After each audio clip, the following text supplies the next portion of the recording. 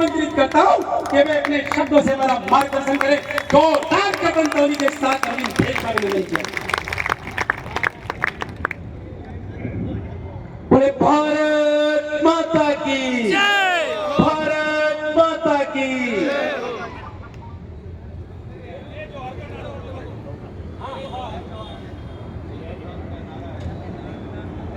भारत देश तो हम सभी का है भाई साहब, फिर भी आप कहते हैं तो सभी को जोहार, राम राम।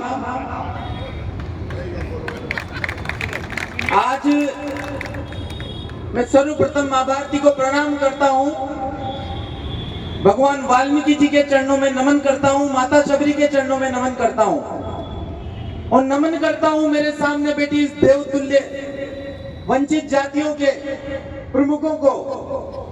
मैं नमन करता हूं मंचासीन अतिथियों को। आज हमारी पीड़ा जो हमें एक साथ यहां इकट्ठा किया है, इसलिए मैं उन लोगों को भी धन्यवाद करता हूं जिन लोगों ने इस केस को लड़ा है। आज आप देखिए, भील समाज 30 वर्षों से इस आरक्षण वर्गीकरण को लेकर संघर्ष कर रहा था। आरक्षण वर्गीकरण, इसका नाम हम अलग दे रहे थे हर बार, आधा भाग 6% हमें अलग दिया जाए, एसटी का आरक्षण 6% था। सरकारें हमारी आवाज नहीं सुन रही थी, लेकिन जैसे ही 1 अगस्त को फैसला आया, ना मैंने सोचा ना आपने सोचा, लेकिन इस 1 अगस्त के फैसले से सारी वंचित जातियों को एक करने का काम किया है। हम अलग अलग थे, हमारी किसी ने बात नहीं सुनी, लेकिन अब सरकार को बात सुननी पड़ेगी और आरक्षण वर्गीकरण लागू करना पड़ेगा।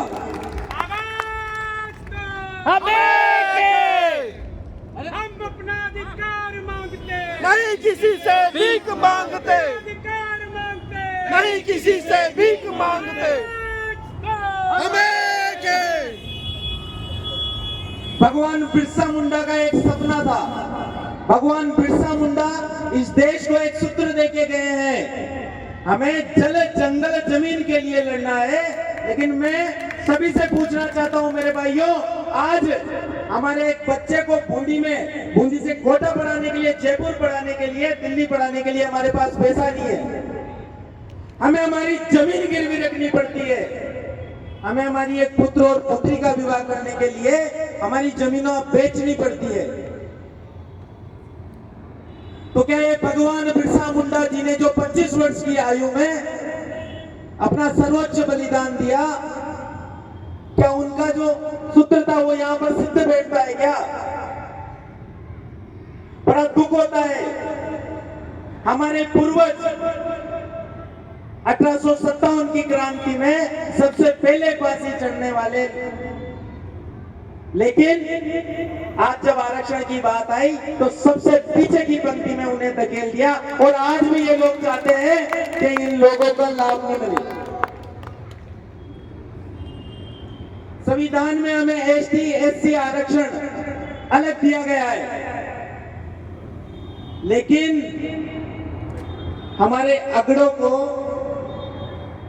आज भी इस बात की किसी प्रकार की कोई दया नहीं है कि 78 सालों तक आरक्षण का पूरा लाभ लिया, और आज जब समाज को लाभ मिलने वाला है तो सबसे पहले विरोध में खड़ा हुआ कौन? हमारा अगड़ा।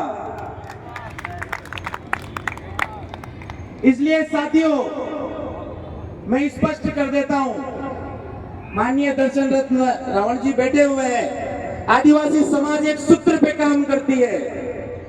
आदिवासी समाज का स्पष्ट 3 लाइनों का सूत्र है।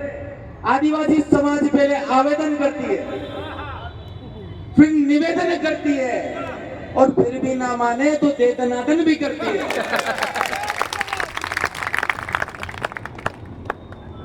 समय समय पे सरकारों ने खूब प्रयास किए, हमारी समाज के संगठनों ने खूब प्रयास किए, लेकिन जो परिवर्तन केवल इस 1 अगस्त के फैसले से आ सकता है, वो और कोई सरकार, और कोई सुविधा, और कोई पैसा कभी नहीं कर सकता।